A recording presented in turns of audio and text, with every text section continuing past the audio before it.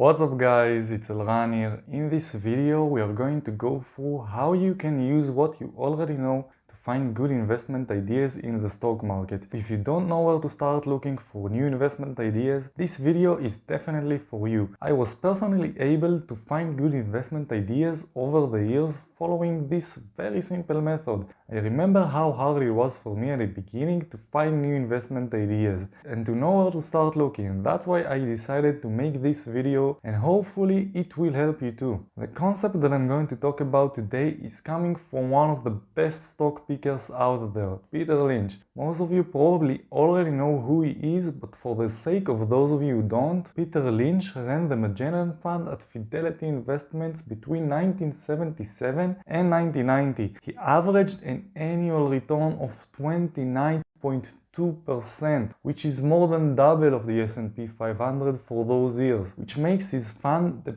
best performing mutual fund in the world. Everything in this video will be based on his book, One Up on Wall Street, which you can find a link to in the description below. Also, know that I am not a financial advisor and nothing in this video or in this channel is a financial advice. Always do your own research. Anything you decide to do in the stock market is under your responsibility. So without further ado, let's dive in. Every investor dreams of finding multi-baggers, stocks that would double your investment and then double it again. Believe me, it could be a tiring work to go through so many stocks to try to find the stock that you really believe in. According to Peter Lynch, you have an advantage over the market to find certain multi-baggers, even if you're not an expert. Those investment ideas could be present in your day-to-day life and be right under your nose. It could be, for example, the shopping mall near your home or even your kitchen, but the most important one is where you happen to work. Let's take Crocs for example.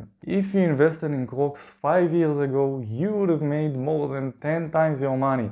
Just think, how many people could have seen how everyone starts to wear Crocs around them, how their stores are always crowded in the mall, how many doctors that saw so many of their peers wearing Crocs for work because it's so comfortable and they must stand for so many hours of their work. Maybe you work for a company that supplies rubber to the Crocs company, and lately they're ordering a lot of rubber. That could indicate that the sales are up, but it doesn't stop there. The lawyers, the accountants for example, even the firm that did the advertising for Crocs, and many more people that worked one way or another with Crocs. All of them had the opportunity to notice how Crocs is turning from a dying brand into the latest fashion shoes brand. How many people could have observed their success and make money out of it? Most of them probably didn't even consider checking if Crocs is a publicly traded company. If you happen to notice a brand that so many people around you start buying from lately,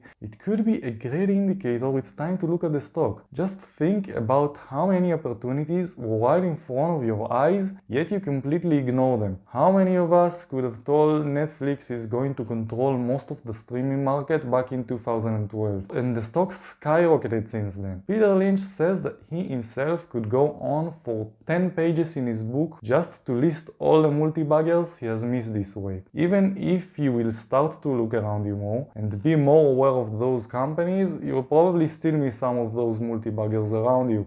But luckily, you don't have to invest in all of them to make a huge impact on your portfolio. And there are many other opportunities you can find this way. You just have to be more aware of the possible opportunities. Now think about it. By buying companies you have a relationship with, you have a huge advantage over the professionals of Wall Street. A hedge fund analyst needs to spend days of personal and paid research to reach the surface level of knowledge you have in the company. This method is very simple, yet most investors completely ignore it. Peter Lynch says that sometimes it looks like there's an unwritten rule on Wall Street. If you don't understand it, put your life savings into it. I can tell you from my own experience that when I used to work as a software developer, that most of the people around me were more likely to buy EV companies or satellite companies instead of checking the companies we work with or the computers of the companies that everyone seemed to code with. They decided to invest in the companies that they are the most ignorant about. I mean, what do I know about satellites?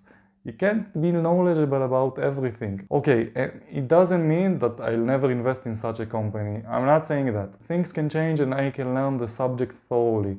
It just means that I'm much less likely to search such a stock in the first place. I would probably have much better chances to find good investment ideas at the shopping mall. And don't get me wrong here, okay? I don't mean that you should just buy the stock of your favorite food chain and expect it to be a multi-bagger. You have to do a deep dive before buying a company. You have to research what exactly you are buying. Buying your favorite company stock without doing some minimal research could result in losing substantial amount of your money. For example, maybe the company is great, but the stock is too expensive. I see those companies all the time, really. They're everywhere. There are only few things worse than being right about your thesis, yet still end up losing money because the market priced in perfection. So what kind of research should you do before buying a stock? Well, that's where we come in. If you like this video, hit the like button. This is our new investing channel, where you can learn not only how to invest in the stock market, but also find investment ideas, videos about the amazing history of some special companies, how they succeeded or how they failed, and what we can learn from it for investing, and much more.